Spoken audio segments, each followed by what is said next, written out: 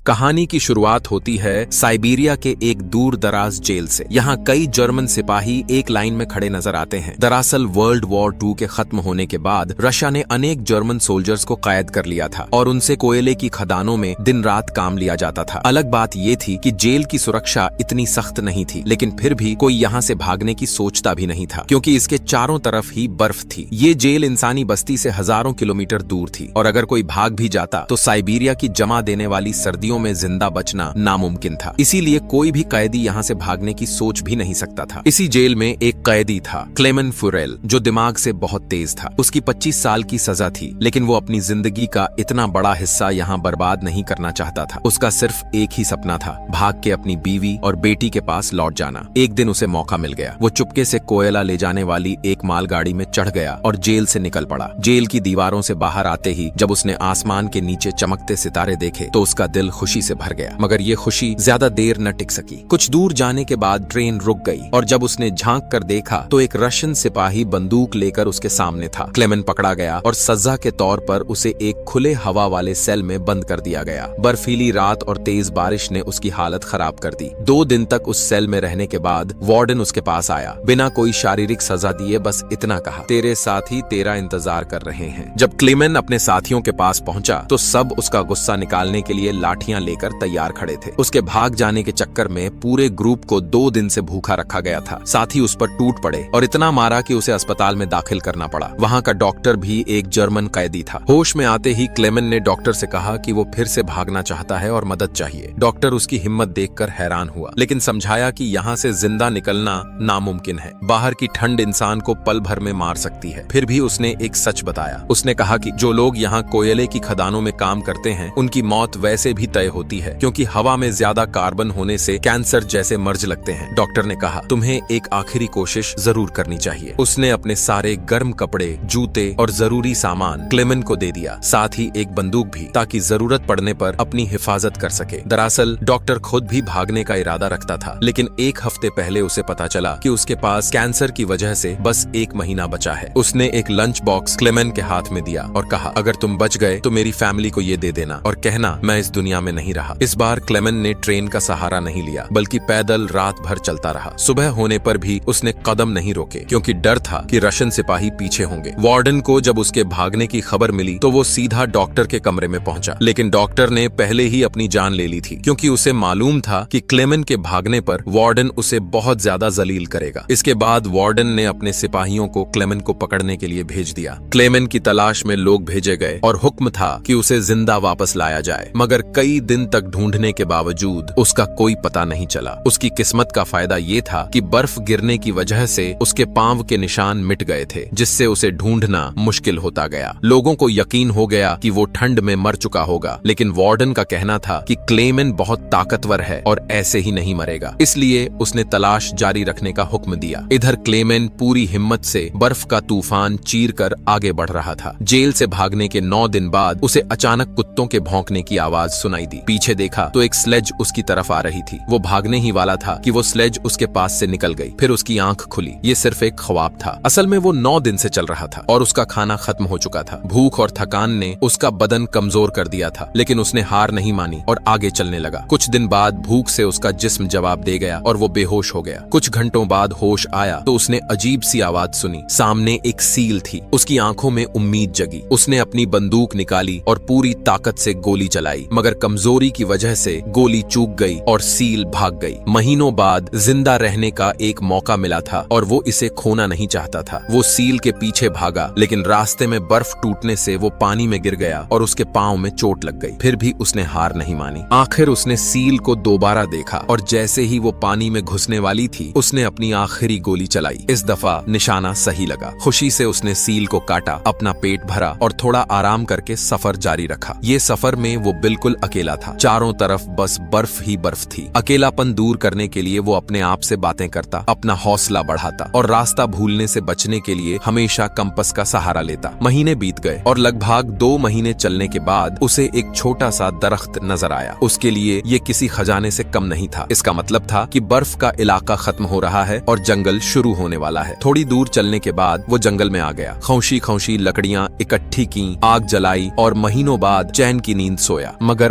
अगला दिन आसान नहीं था। दूसरी तरफ वार्डन अभी भी उसकी तलाश में था और उसने अपने आदमियों को 500 किलोमीटर के दायरे में ढूंढने का हुक्म दिया। इधर क्लेमेन जंगल में गुजरता जा रहा था कि अचानक एक तेज बर्फ का तूफान आ गया। हवाएं इतनी तेज थीं कि बड़े बड़े दरख्त जड़ों से उखड़कर गिरने लगे। आगे बढ़ने की कोशिश में एक बड़ा दरख्त सीधा उस पर गिर गया। उसकी किस्मत अच्छी थी कि शाम को वहां से सोने की तलाश में गुजरते हुए 2 लोगों ने उसे देख लिया और समय पर बचा लिया। अब वो तीनों मिलकर आगे बढ़ने लगे। कई दिन के सफर के बाद वो बर्फ वाले इलाके से निकल गए। रास्ते में उन्हें एक नदी मिली जिसे पार करने के लिए उन्होंने लकड़ी की एक छोटी सी बोट बनाई। बोट से पार होते वक्त वो आपस में बातें कर रहे थे, अपने बचपन के वाकयात सुना रहे थे कि अचानक नदी का पानी तेज हो गया। बोट पर काबू पाना मुश्किल हो गया और एक आदमी का बैलेंस बिगड़कर वो सीधा पानी में जा गिरा। वो पानी में गिर गया क्योंकि उसे तैरना नहीं आता था। धीरे धीरे डूबने लगा। ये देखकर क्लेमेन ने फौरन पानी में छलांग लगाई और मुश्किल से उस आदमी को किनारे तक खींच लाया। उसकी जान बच गई। दूसरी तरफ उनका तीसरा साथी जो उनके साथ था, मदद करने के बजाय दोनों को डूबता छोड़कर आगे निकल गया। वो बहुत ज्यादा लालची था। उसने सोचा कि शायद दोनों मर गए होंगे, इसलिए अपने दोस्त का सोना भी अपने पास रख लिया। कुछ देर बाद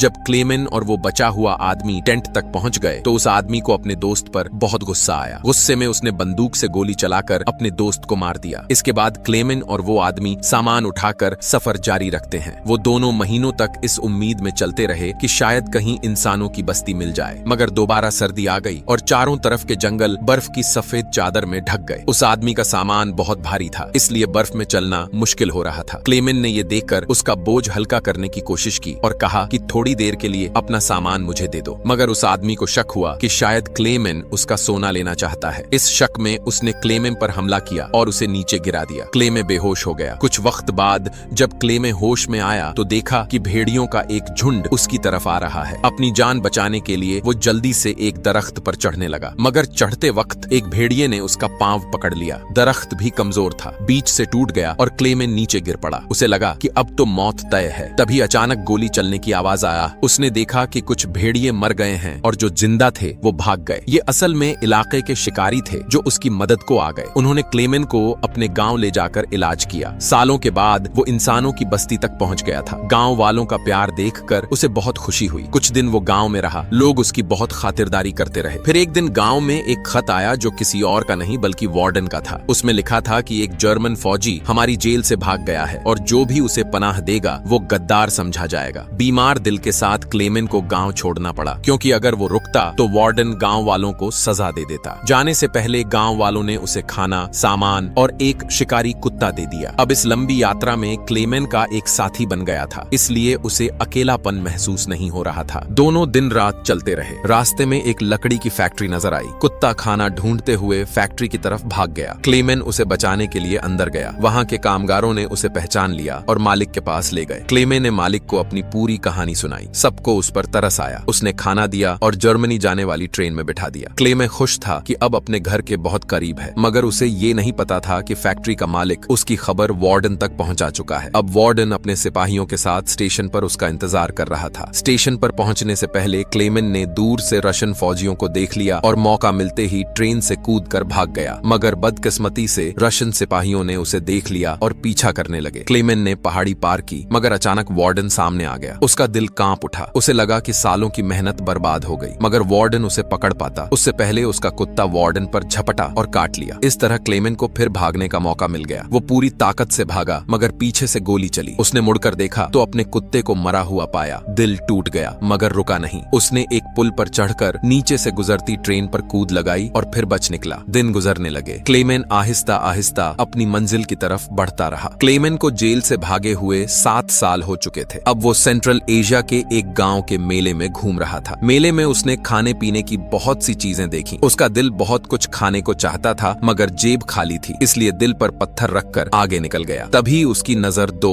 लड़कियों पर पड़ी जो पैनकेक्स बेच रही थीं। क्लेमेन का दिल तो चाहा कि वो ले ले, लेकिन जेब खाली थी। वो उदास आगे बढ़ने लगा, मगर एक लड़की को उस पर तरस आ गया। उसने पैनकेक का टुकड़ा दे दिया। क्लेमेन ने शुक्रिया अदा किया और उसने पैनकेक्स खा लिया। ये देखकर मेले में मौजूद एक बुजुर्ग आदमी उसका पीछा करते हुए चर्च आया। वो भी कभी कैदी रह चुका था, इसलिए उसने पुलिस को देने के बजाय क्लेमेन की मदद की। इसके बाद वो उसे अपने घर ले गया, शेव करवाई, नया पासपोर्ट दिया ताकि वो रशिया का बॉर्डर पार करके जर्मनी जा सके। क्लेमेन बहुत खुश था। कुछ हफ्तों बाद क्लेमन बॉर्डर पहुंच गया। उसका दिल घबरा रहा था कि कहीं सिपाही पहचान न लें या पासपोर्ट झूठा न निकले, मगर सब ठीक रहा और उसे इजाजत मिल गई। जब वो जर्मनी वाले पुल पर आधे रास्ते में था, एक तेज रोशनी से आंख खुली तो वार्डन सामने था। समझा कि अभी भी रशिया की जमीन पर है, मतलब वार्डन गिरफ्तार कर सकता था। क्लेमन का दिल टूट गया, लेकिन तभी वार्डन ने रास्ता छोड़ दिया और कहा, ये सिर्फ 2 सिपाहियों की जंग थी, एक मैं और दूसरा तुम। अब तुम जीत गए, जाओ अपनी जिंदगी जियो। क्लेमन बॉर्डर पार करके जर्मनी आ गया। घर के पास अपनी बीवी और बेटी को देखा और चुपके से उनका पीछा करते हुए चर्च गया। बेटी ने पलट कर देखा, पहचान गई और दौड़कर गले लग गई। सालों बाद क्लेमन को देखकर बीवी की खुशी का कोई हिसाब न था। तीनों ने एक दूसरे को गले लगाया और इस तरह ये सच्ची कहानी यहाँ खत्म होती है।